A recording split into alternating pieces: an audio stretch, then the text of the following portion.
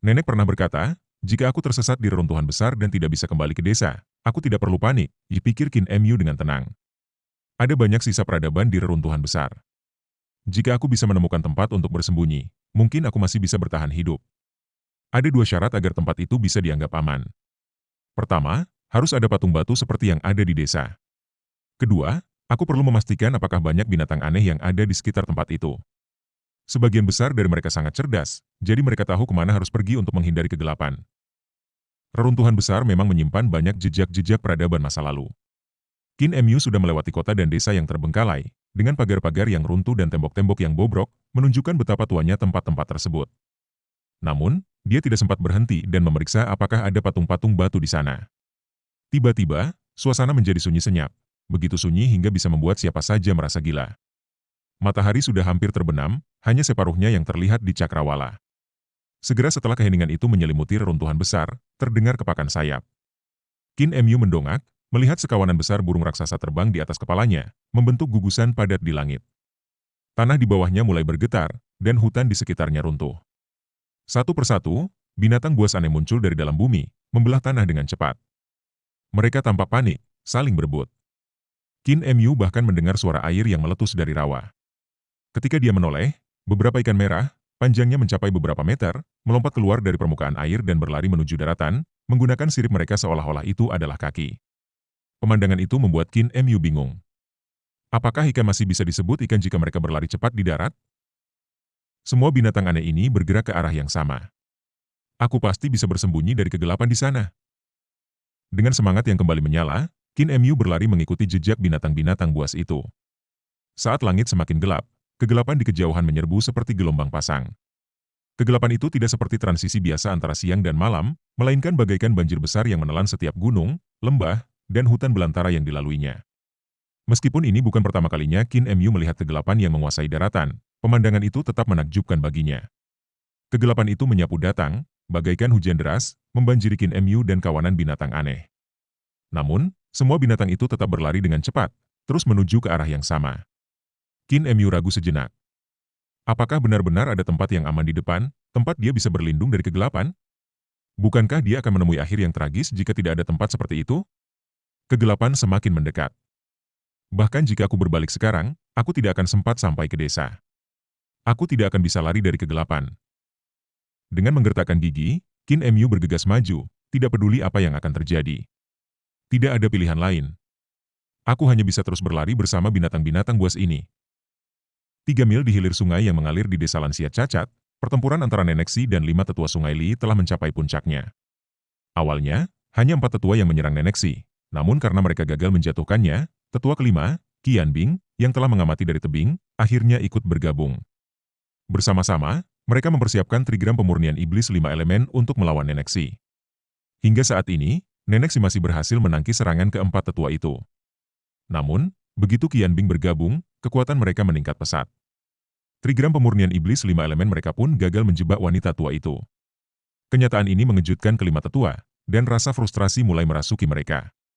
Baru kini mereka menyadari bahwa Nenek Si sengaja berpura-pura lemah, berusaha memancing Qian Bing ke dalam pertempuran untuk mencegahnya melarikan diri. Dengan gerakan yang cepat dan ringan, Nenek Si melesat di antara mereka seperti hantu. Jarum-jarum perak dari keranjangnya terbang dengan gerakan yang tampaknya memiliki kehendak sendiri, menebar luka-luka di tubuh kelima tetua itu. Benang-benang yang terhubung dengan jarum-jarum itu mengalir melalui tubuh mereka, mengikat jiwa dan tubuh mereka, mencegah mereka bergerak. Nenek Si berjalan mendekat, gunting di tangannya, senyum cerah terukir di wajahnya. Nenek sudah lama tidak merawat kulit manusia. Aku penasaran, apakah keterampilanku masih sebaik dulu? Ketika Nenek Si tiba di hadapan Qian Bing, dia membuka mulutnya. Peluru perak melesat keluar dari mulutnya, langsung menuju wajah Qian Bing. Begitu peluru itu menyentuh udara, ukurannya membesar. Dalam sekejap, peluru itu mengembang 100 kali lipat, menjadi bola besar yang terbuat dari 10.000 cahaya pedang murni. Perubahan mendadak ini membuat Nenek Si lengah, dan dia langsung bergerak mundur.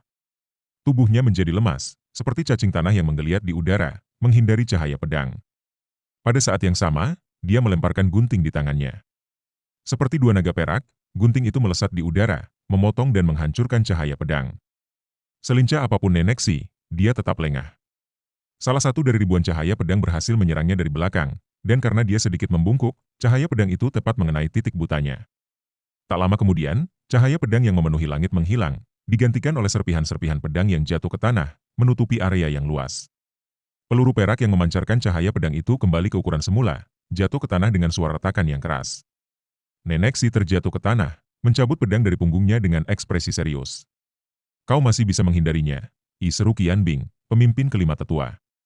Wajahnya dipenuhi keputusasaan saat dia berteriak, 6.842 pedang tersembunyi dalam peluru perak itu. Tapi, dengan jarak sekecil itu, kau masih berhasil menghindarinya. Kau jelas bukan sosok biasa di antara para iblis. Namun, seorang wanita tua sepertimu belum pernah terlihat di antara mereka. Siapa sebenarnya dirimu? Saat dia menanyakan hal itu, Qian Bing menyadari ada yang aneh pada punggung nenek si. Meskipun punggungnya yang bungkuk terluka akibat sabetan pedang, tidak ada darah yang mengalir darinya. Sebaliknya, cahaya terang memancar, mengungkapkan lubang besar di bagian dalam tubuh nenek si. Ini bukan penampilanmu yang sebenarnya, ujar Qian Bing dengan suara gemetar. Kenyataan itu membuat rambutnya berdiri tegak. Kau memakai kulit orang lain.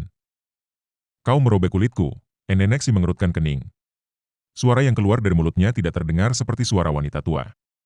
Sebaliknya, suaranya lembut dan manis. Siapapun yang mendengar suara itu akan mengira pemiliknya adalah seorang wanita cantik yang sedang berada di puncak masa muda, bukan sosok yang salah satu kakinya sudah berada di ambang kematian. Ah, udara bocor, gumam nenek si, sambil menekan tenggorokannya dengan tangan, mendesah pelan. Dia mengambil jarum dan benang dari keranjangnya, menjahit robekan di punggungnya, kemudian menguji suaranya. Setelah beberapa saat, suara itu kembali normal. Namun, suara aneh yang sempat keluar dari mulutnya telah menyebabkan perubahan drastis pada Qian Bing. Dia tampak seolah-olah baru saja melihat hantu. Aku pernah mendengar suara itu sebelumnya, kata Qian Bing dengan gemetar. Aku tahu siapa kau. Kau wanita itu. Kultus iblis surgawi Miss, ekspresi nenek si sedikit berubah mendengar nama itu. Dia segera menarik benang yang mengikat tubuh mereka semua, dan tepat sebelum Qian Bing dapat melanjutkan kata-katanya, 5 tetua sungai Li terpotong-potong. Sisa-sisa tubuh mereka yang berdarah jatuh ke tanah dengan suara gedebuk basah. Anehnya, benang itu tidak ternoda darah sama sekali. Seolah-olah masih hidup, benang itu melingkar kembali menjadi bola dan menghilang ke dalam keranjang dengan sendirinya. Nenek si mendengus, terkekeh pelan. Sudah berapa lama kau di sana, dasar cacat? Tak jauh di belakangnya, Triple muncul, tertatih-tatih dengan kruk yang menopang tubuhnya, senyum lebar menghiasi wajahnya. Saya baru sampai, saudariku. Saya tidak melihat atau mendengar apapun. Nenek si meliriknya, lalu tersenyum lebar. Selama kamu tidak mendengar apapun, melihat saja sudah cukup. Ayo kita kembali ke desa.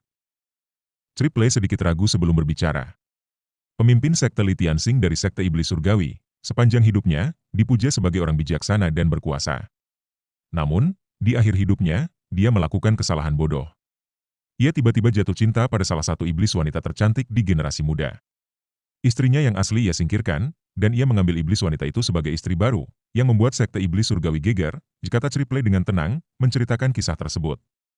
Namun, pada malam pertama mereka sebagai suami istri, tepat saat mereka hendak berhubungan intim, istri muda Li Tianxing membunuhnya dan mencuri kitab suci iblis milik sekte iblis surgawi. Setiap tetua sekte iblis surgawi keluar dari kultivasi tertutup untuk mengejarnya, tetapi ia tetap berhasil melarikan diri. Benarkah itu terjadi? Tanya nenek si dengan polos. Bahkan hingga kini, tak ada jejaknya yang ditemukan, jawab Triple. Di masa lampau, wanita tua ini mendengar cerita tentang seorang pria yang melatih kakinya hingga mencapai tingkat dewa. Orang-orang bahkan menyebutnya, kaki dewa, karena tak ada yang dapat menandingi kecepatannya, dilanjut nenek si sambil tertawa. Namun, pria itu menyadari bahwa ia bisa menggunakan kecepatan luar biasa itu untuk mencuri. Tindakan itu membuatnya kecanduan, dan dia pun dikenal sebagai dewa pencuri terhebat di dunia, tak ada yang bisa menangkapnya. Karena dia bukan seorang dewa, gelarnya yang mengandung kata, dewa, justru membuat marah para dewa. Seolah-olah itu sudah takdir, ketika pria itu pergi ke Kekaisaran Perdamaian Abadi untuk mencuri cakram kaisar, ia tertangkap oleh guru kekaisaran. Meskipun dia kehilangan satu kaki dalam pertempuran, pria itu berhasil melarikan diri dan membawa cakram kaisar bersamanya. Meskipun guru kekaisaran, yang terkenal di kalangan dewa, tidak dapat menangkap dewa pencuri, siapa tahu, mungkin dia masih memiliki salah satu kaki pria itu dan menunggu waktu yang tepat untuk mengembalikannya kepada pemiliknya. Nenek si menatap Triple sambil berpikir, kemudian keduanya tertawa bersama. Nenek, kita semua penyandang cacat dari desa yang sama, kata Triple dengan senyum semakin lebar. Kita punya rahasia masing-masing dan berjanji untuk tidak bertanya tentang masa lalu orang lain. Mulai sekarang, aku juga tuli dan bisu, tambahnya, bersumpah. Aku tidak akan mengatakan sepatah kata pun. Nenek Si mendengus pelan, lalu mulai berjalan menuju desa sambil membawa keranjang. Apakah MUR sudah menceritakan apa yang terjadi dan memintamu untuk menjemputku? Triple menggelengkan kepala. Kau dan kelima lelaki tua itu membuat keributan besar. Kami semua bisa merasakan gelombang pertempuranmu dari desa, jadi kepala desa mengirimku untuk memeriksamu. Ekspresi wajah Nenek Si berubah cemas. Apakah MUR sudah kembali ke desa? Aku tidak melihatnya dalam perjalanan ke sini. Ini buruk. Mereka berdua bergegas kembali ke desa lansia cacat. Bahkan sebelum mereka sampai, matahari telah terbenam dan kegelapan mulai merayap di Cakrawala. Langit yang tadinya terang, kini diselimuti kegelapan seperti gelombang pasang yang mengamuk, menelan semua yang ada di jalurnya. Nenek Si berlari melintasi desa, mencari Qin Mu ke sana kemari. MUR belum kembali, ditanyanya dengan panik. Kegelapan semakin menutupi desa lansia cacat. Jangan khawatir, Nenek. Duduk di atas tandu yang dibawa oleh Triple dan apoteker, kepala desa menghentikan Nenek Si yang hendak mengambil patung batu untuk mencari Qin Mu.